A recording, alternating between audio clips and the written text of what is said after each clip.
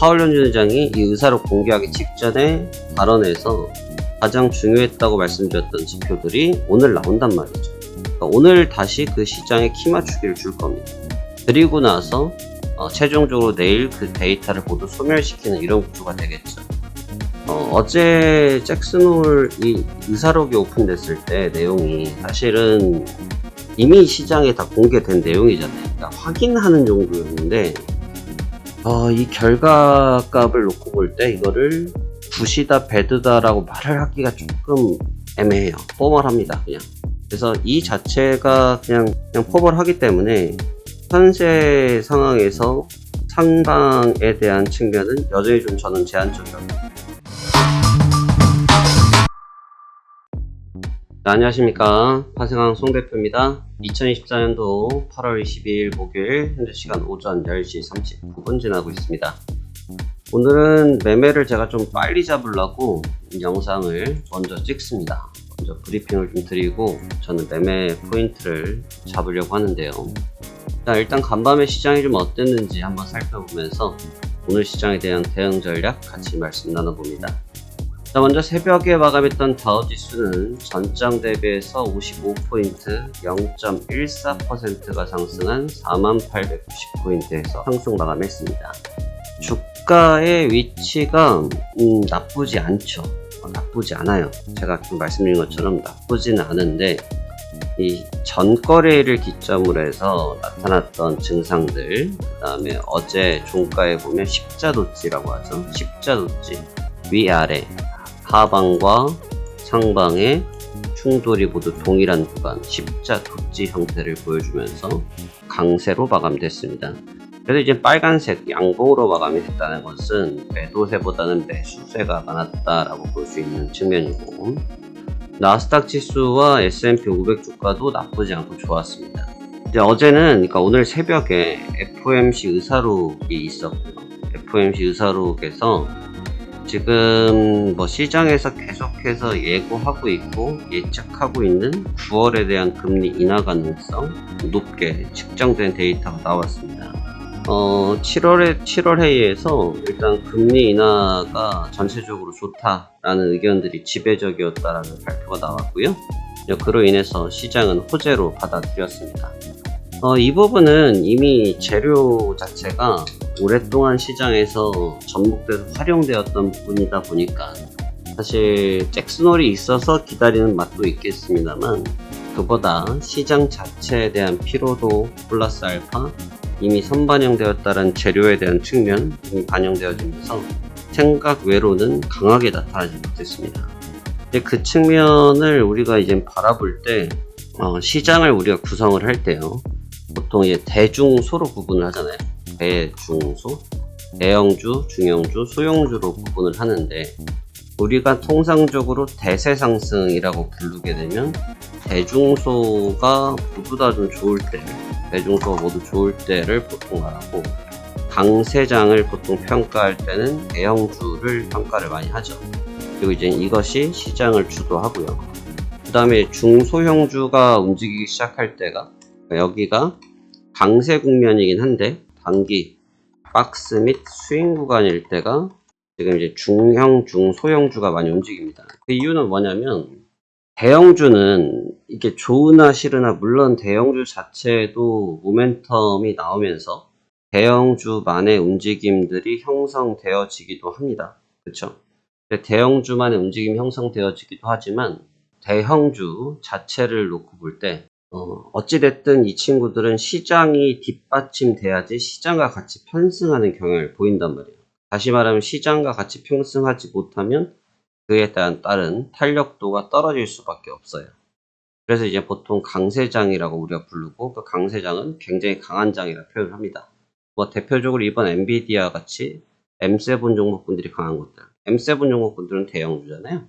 그런 형태고, 어제 같은 경우는 오히려 관점 자체, 시장 관점 자체가 이미 오픈된 재료라고 생각했는지 대형주 쪽의 움직임도 물론 견조하게 버티긴 했습니다만, 오히려 좀 역순으로 바라볼 때 좀 중위권 종목군들, 중소형주까지라 말하기는 그렇고 중위권 종목군들이 상대적으로 좀 괜찮았어요. 그러니까 그 얘기는 현재 시장이 분명히 강하기 때문에 매수세가 붙고는 있다라고 보지만, 그렇죠? 매수가 붙고 있다고 보지만 그 매수세가 여기처럼 큰 종목군들에 따라 붙는 것이 아니고 조금 쉽게 입출입을 할 수 있는, 왜냐하면 중소형주들은 시장이 형성되지 않아도, 시장과 라포가 형성되지 않아도 자체적인 그 기업의 펀더멘털을 가지고도 순환매를 할 수 있거든요. 그러다 보니까 중소형주 쪽이 조금 유리하게 움직였습니다. 제가 볼 때는 이 부분은 시간 끌기, 재료를 다 소진하기 전까지는 좀 시간 끌기의 모습이 좀 강했다고 생각이 들고, 제가 어제 매매했던 영상을 보여드린 것처럼 제가 어제 6시 31분에 마감을 했잖아요. 6시 31분에 매매를 마감하면서 어제 이 구간인데, 여기가 이제 어제 기점에서 최저점 라인이었습니다. 근데 제가 이제 싫었던 것이 결국은 다시 이 자리를 보긴 봤습니다만 이 양은봉이 나타나기 시작했어요. 이걸 어떻게 이겨냅니까? 지금 당장 이겨내기 쉽지 않죠. 왜냐하면 재료에 따른 해석이 달라지기 때문에 저러한 변동성이 나오거든요. 그래서 제가 피하고 싶다고 했던 거예요. 피하고 싶고 그냥 빨리 먹고 빨리 마무리를 짓고 싶다고 말씀드렸던 이유가 바로 저런 부분 때문이었다라고 볼 수 있습니다. 어제는 뭐 의도했던 대로 잘 마감한 것 같고요. 그래서 이제부터가 이제 중요한 시점인 것 같아요. 굉장히 중요한 시점인 것 같고, 어떻게 흐름을 잡을지가 중요한 포인트에 들어왔다라고 생각되었습니다. 우선 다우지수는 어느 정도의 피로감이 확실히 고착화가 되고 있고, 직고점에 대한 저항들이 보여주고 있는데, 어제 잭슨홀 이 의사록이 오픈됐을 때 내용이 사실은 이미 시장에 다 공개된 내용이잖아요. 그러니까 확인하는 정도였는데, 이 결과값을 놓고 볼 때 이거를 굿이다, 배드다라고 말을 하기가 조금 애매해요. 포멀합니다, 그냥. 그래서 이 자체가 그냥 포멀하기 때문에 현재 상황에서 상방에 대한 측면은 여전히 좀 저는 제한적이라고 보고, 제가 나스닥에 대해서 기준점을 드린 자리가 2만선 말씀드렸습니다. 2만선을 넘기면 관점을 바꾸겠지만 2만선 넘기지 않으면 아직 박스권으로 보겠다는 말씀을 드렸는데, 어제 19,981포인트, 2만까지 19포인트가량 정도가 부족했었거든요. 결국은 가격을 전부 다 완전히 지배하지 못했습니다. 이러한 측면을 볼 때 제 생각에는 내일 모레까지 아마 좀 전전긍긍하는 시장 현상이 계속 이루어지지 않을까 생각되기 때문에, 제가 오늘 매매를 좀 빨리 가져가겠다고 말씀드린 이유는 현재 위치를 어느 정도의 단기적인 또 고점 형태로 포착해 보려고 시도할 생각이기 때문에 그렇습니다. 분위기 자체는 나쁘지는 않습니다만 좀 미지근합니다. 미지근해서 이 미지근함이 어느 정도까지 연장될지에 대해서 저도 고민스러운 부분이고요. 현물적인 측면을 다시 보면 현물 자체는 지금 공수교대가 좀 잘 이루어지는 상태예요. 공수교대가 잘 이루어진다는 건 뭐냐면, 어제 같은 경우는 이제 코스피가 삼성전자나 하이닉스 쪽에서 힘이 좀 빠지는 모습을 보여줬어요. 근데 이제 오늘 같은 경우를 지금 보시면 오늘도 주가의 형상은 비슷하게 지금 전개되고 있거든요. 삼성전자, 하이닉스 역시나 좀 그런 모습을 주고 있는데, 지금 코스피가 주가가 강보합입니다. 강보합. 참고로 금리 동결했습니다. 한국은행 금리 동결했고요. 근데 지금 여기서 보면 지수가 뻗어나가지도 않는 단계에서 그냥 강보합을 유지를 하고 있거든요. 이게 왜 이러냐면 얘네치만큼 무거운 섹터의 종목군들이 주가를 붙들어 매고 있으니까 주가가 빠지진 않는 거예요. 근데 이제 문제는 이 친구들이 반대로 생각하면, 움직이지 않으면 종합주가지수로 시세가 확산되지 못한다는 걸로 해석되잖아요. 지금 LG화학이 5%를 잡아 제끼는데 반응을 못 해버리잖아요, 시장 자체가. 그러니까 그 얘기는 이건 왜 그러냐면 시가총액 비중 때문에 그런데, 시가총액으로 인해서 주가가 쉽게 길을 못 잡는다는 뜻으로 해석하시면 될 것 같아요. 그러니까 이런 면을 놓고 볼 때 어제 우리나라의 모습과 간밤에 미국의 모습이 크게 차이는 좀 나지 않는다고 봅니다. 엔비디아가 반등을 했어요. 전거래에 조정을 받았던 거에 절반 정도를 반등을 해서 주가를 붙들어 맸죠. 근데 맸지만 주가가 직전 고점을 다시 한번 체크업을 하면서 시세를 주고 있지만 이 탄력성이 계속 없어요. 탄력성 자체는 없어요. 무슨 말이냐면 탄력성 자체가 없다는 것은 시세를 이어가는 힘이 조금 부족하다는 거죠. 그래서 지금 또다시 엔비디아, TSMC, 브로드컴 요쪽 라인들이 또 주춤하는 상태에서 테슬라라든지 이런 쪽으로 또 교대되는 종목이 나타나면서 주가를 좀 견인을 해주고 있는데, 이걸 그냥 제가 표현하기에 그냥 붙들어 매놨다. 밭갈로 간 소를, 밭을 갈기 위해서 나타난 소를 밭에다가 못을 하나 박아서 거기다 붙들어 매는 거죠. 어디 가지 말라고. 그러니까 지금 시장이 딱 그런 느낌이 너무 강해요. 그러니까 붙들어 매는 시장은 전 개인적으로 좋아하진 않습니다. 그러니까 왜 그러냐면, 물론 시장이 일단 뭐 방향성을 꼭 1 아니면 2 이런 형태로 주는 것은 아니고, 뭐 1, 2, 3 이렇게 나눠서 볼 수 있어요. 특히나 이제 우리가 주식을 볼 때 얘기를 많이 하는 것이, 주식은 50%의 확률이다라고 말씀하시는 분들인데, 이제 아시죠? 제가 그걸 20년 전부터 얘기했던 얘기인데, 주식은 절대로 50%의 확률이 못 됩니다. 50%의 확률이 아니고 33.3%의 확률이에요. 그러니까 무슨 말이냐면, 상승에 하락에 또 중립이라는 게 있어요. 그러니까 무슨 말이냐면, 상승의 수익 포인트도 있고 하락의 수익 포인트도 있고 중립 구간일 때도 수익 포인트가 존재할 수 있거든요. 그렇기 때문에 시장은 50%의 확률이 아니라 33%의 확률입니다. 어느 쪽으로 맞춰야 되는 거죠. 그러니까 결국은 이런 과정 속에 있을 때 시장을 지금은 붙들어 맨 단계가 이 정도의 단계라고 볼 수 있거든요. 그러니까 결국은 이 중에서 상으로 갈지 하로 갈지를 결정하고 있는 단계다 보니까, 현재 종목들이 주가를 반강제적으로 붙들어 매고 있는 현상의 모습이 예쁘게 보이지는 않습니다. 예쁘게 보이진 않고, 오히려 이 측면 자체가 좀 부담스럽지 않을까 저는 생각되네요.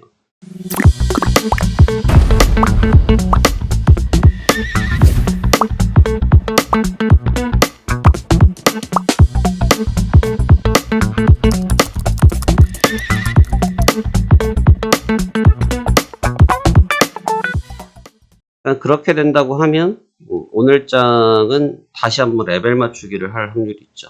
왜냐면 이건 항상 지표 나오는 시간은 똑같잖아요, 여러분. 지표 나오는 시간은 특별한 내용이 없는 이상은 똑같습니다. 그래서 늘 타임 스케줄이 동일한데, 오늘 새벽에 FOMC 의사록이 나왔어요. 의사록이 오픈되시죠? 쭉 넘어갑니다. 쭉 넘어가는데, 오늘 저녁에 10시 45분에 PMI 지표들이 발표가 있고 9시 반에 신규 실업 지표가 있어요. 어제 이게 중요하다고 말씀을 드렸죠. 이제 이 지표가 좀 끝나서 또 내일로 쭉 넘어가면 내일 저녁부터가 이제 조금 복잡해진다고 말씀을 드렸잖아요. 결국은 의사록에서 나왔던 걸 가지고 지표를 한번 확인을 하고, 지표를 확인하고 나서 잭슨홀에서 라이브 미팅을 보고, 라이브 미팅을 본 다음에 파월 연주장이 연설을 하는 이런 사이클을 갖고 가지 않습니까? 근데 이제 이미 FOMC 의사록에서 나왔던 데이터가 여기에서 급변하게 바뀌는 경우들은 드물죠. 특히 이제 파월 연준 의장의 그동안의 언행과 스타일을 놓고 볼 때, 파월 연준 의장이 갑자기 노선을 변경할 확률은 100에 1도 없다고 생각해도 무방하겠죠. 그럼 이제 파월 연준 의장의 발언도 아마 이번 의사록에서 공개됐던 정도의 수준의 데이터를 아마 언급을 해줄 거예요. 그런데 이제 그 직전에 파월 연준 의장이 이 의사록 공개하기 직전에 발언에서 가장 중요했다고 말씀드렸던 지표들이 오늘 나온단 말이죠. 그러니까 오늘 다시 그 시장에 키 맞추기를 줄 겁니다. 그리고 나서 최종적으로 내일 그 데이터를 모두 소멸시키는 이런 구조가 되겠죠. 그러면 오늘 나올 지표들 자체가 크게 나쁘냐 안 나쁘냐의 문제는 아니에요. 제가 늘 말씀드리지만 지표는 기에 걸면 귀걸이고 코에 걸면 코걸입니다. 무슨 말이냐면, 그때 시기에 시장이 어떻게 해석하느냐에 따른 결과치라고 보시면 되는 거거든요.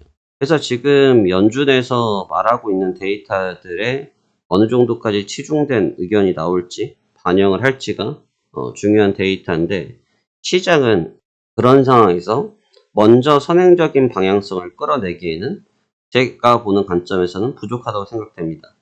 그러니까 무슨 말이냐면, 이러한 상황에서 시장을 먼저 레인지를 걸어서 쭉 뻗어 올려놓고 또는 쭉 내려놓고 데이터를 확인하고 움직이겠다, 이런 생각 제가 볼 땐 크게 못할 거라고 보여지고, 내용 확인하고 움직일 공산이 높죠. 그러다 보니까 전체적인 레인지를 박스권 레인지에서 레벨링을 맞춰놓고 아마 등락 싸움을 이렇게 이어갈 가능성이 높지 않겠냐고 생각됩니다. 그래서 저는 오늘 매매를 일찍 가져가 볼 거예요. 그래서 차라리 매매를 일찍 가져가 보고 만약에 초기에 성공을 한다고 하면 뭐 오늘 다른 날보다 더 일찍 일을 마감할 수 있겠지만 만약에 지금 일을 빨리 가져갔는데 초기에 실패를 한다라고 하면 오히려 초기에 실패를 했기 때문에 후반부에 다시 한번 따라잡을 수 있는 기회가 시간이 좀 여유가 있겠죠. 그래서 그 정도의 텀을 가지고 오늘 접근해 볼 생각입니다. 어떤 게 정답이라고 할 수 있는 건 없어요. 정답인 내용은 없기 때문에 이게 맞다, 저게 맞다 라고 말하기는 어렵겠습니다만 지금 시장 상황을 놓고 볼 때 안도할 단계는 아닌 것 같습니다. 안도할 단계는 아닌 것 같고 너무나 뻔할 뻔짜의 내용이 나왔잖아요. 너무나 뻔할 뻔짜의 내용이 나왔고 시장에서 정말 서플라이즈 했던 데이터가 아니고 시장 참여자들 대다수가 인지하고 계셨던 내용이 나왔단 말입니다. 그러니까 그 자체가 서프라이즈 하지 않다 보니까 뭐 글쎄요. 지금 일본 증시도 한번 보고 그 다음에 우리나라 증시도 보고 하면 일본 증시는 1%. 근데 이제 일본 증시는 어제도 좋았고 오늘도 좋네요. 이제 우리나라 증시는 땅굴을 파고 있습니다. 예, 지금 뭐 완전 땅개가 돼가지고 지금 뭐 코스닥은 할 말이 없어요. 그럼 국내 증시는 제가 이제 국내 증시로 시장을 처음 배웠을 거 아니에요. 여러분들도 해외 선물을 하시지만 처음에 시작하실 때 다 국내 주식으로 시작했고 국내 선물로 시작하셨죠. 아마 대다수가 거의 90% 정도의 확률로 그러실 거예요. 아마 해외부터 배우신 분들 많이 없을 거고 국내부터 배우셨을 텐데 참 국내장을 보고 있으면 참 답답합니다. 답답해요. 사실 이거는 뭐 정치적인 문제도 이런 문제도 아닌 것 같고 그냥 글쎄요. 참 국내 증시가 언제부터 이랬는지 참 고민스러울 수밖에 없는데 국내 증시가 사실 원래 우리나라 증시가 파생 상품이 1위 국가였어요, 여러분. 그래서 뭐 정부에서 나서가지고 규제를 좀 많이 변경하면서 여러분 아마 기억하시는 분들이 있을 거예요. 옵션 매수 전용 계좌, 뭐 국내 지수 옵션에서 매수 전용 계좌로 해서 증거금 별도 필요 없고 내가 듣는 예탁금만 가지고 매매를 했던 시기도 있었거든요. 사실 그런 구간들이 있으면서 물론 이제 안 좋았던 적도 있어서 그로 인한 폐해로 인해서 뭐 하나의 선물회사가 사라지기도 했고 금융권 회사가 사라지기도 했고 뭐 그런 적도 있었습니다만 사실 이제 시장이 살아달라고 하면 백날 좋은 정책을 내봐야 솔직히 말씀드리면 오랜 경험상 의미 없어요. 미국 시장이 강한 이유는 유동성을 마음껏 풀어놨기 때문에 좋은 겁니다.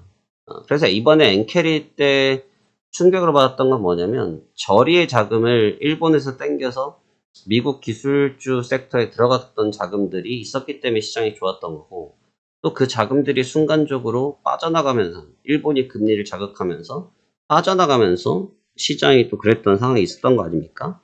사실 유동성이 문제예요. 그러니까 저도 이제 국내 증시에 대해서 뭐 최근에는 여러분들과 소통을 할 수 없지만 제가 이제 소통했던 당시에 종목에 대한 말씀을 나누지 않았습니다만 시장 얘기에 대해서 많이 말씀 나누면 국내 증시에 대해서 답변 드린 내용은 늘 똑같습니다. 유동성이 너무 없어요.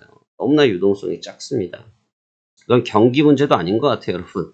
뭐 경기 탓하시고 금리 탓하시고 뭐 부동산 탓하시고 얘기 많이 하시는데 제가 볼 땐 그게 아니고 너무나 시장 자금의 유동성이 없다. 그러니까 왜냐하면 우리나라 사람들도 미국 주식을 거래하는 판이니까 그러는 판이다 보니까 시장 자체에서 놀고 있는 자금이 너무 작은 거죠. 그러다 보니까 힘이 좀 없고 흔히 말해서 메가리가 없는 이런 형태를 보이고 있는 겁니다. 이거는 어느 특정 시기가 돼서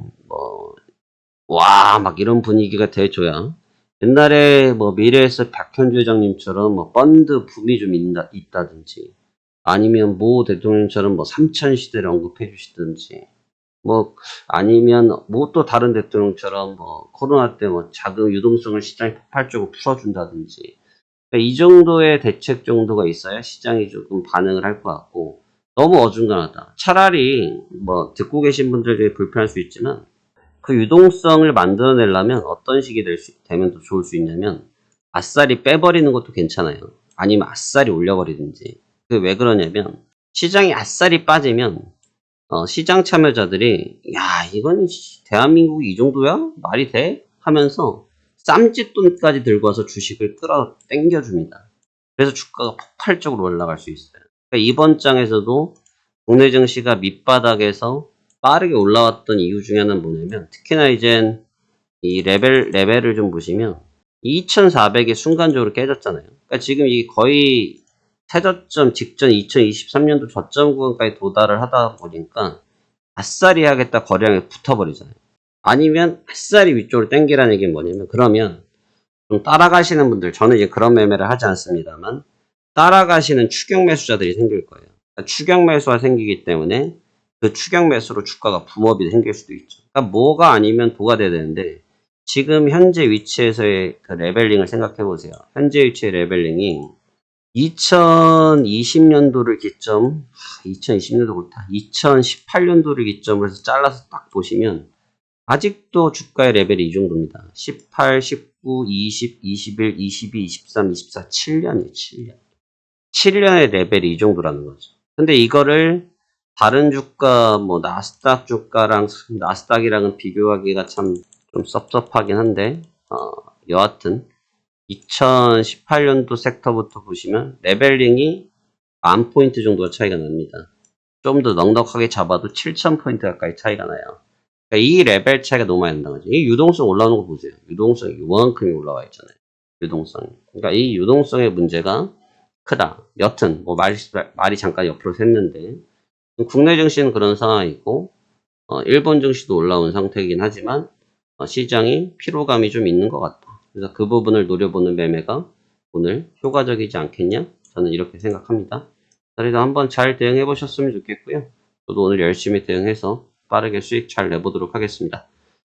역시 제가 보니까 더보기를 잘 못하시는 경우들이 있더라고요. 더보기를 다 못하시는 경우들이 있는데, 더보기를 잘 못하시는 경우는 어떻게 하시면 되냐면, 화면 하단부를 보면요. 이렇게 제 영상을 보지 않습니까? 보면 여기가 더보기예요. 여기가 텔레그램 주소가 여기 있고요. 오픈 카톡 내용이 여기 있습니다. 그래서 영상 들어오셔서 아무거나 보신 상태에서 여기서 더보기를 누르시면 이 주소가 나온다. 이렇게 보시는 겁니다. 그래서 한번 체크해 보시고요. 궁금하신 분들 저쪽에서 활용하시면 될 것 같습니다. 자, 오늘도 성공 투자하시길 바라겠고요. 시장 아직 안정하다는 게 아닌 것 같습니다. 차분하게 잘 대응하시기 바라겠습니다. 자, 이만 물러가도록 할게요. 감사합니다. 파생한 송대표였습니다.